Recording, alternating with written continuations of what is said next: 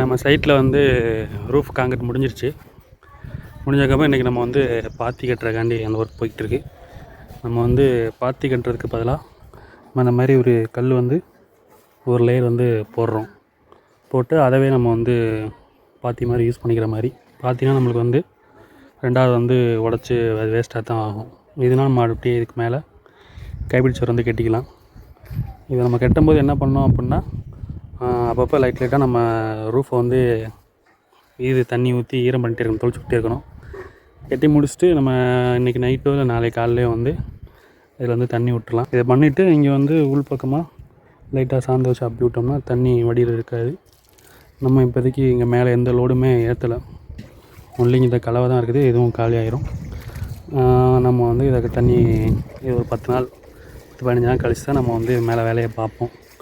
மற்றபடி ஒரு 10 நாளைக்கு எந்த டிஸ்டர்பன்ஸ் இல்லாமல் தண்ணி விட்டுருவோம்.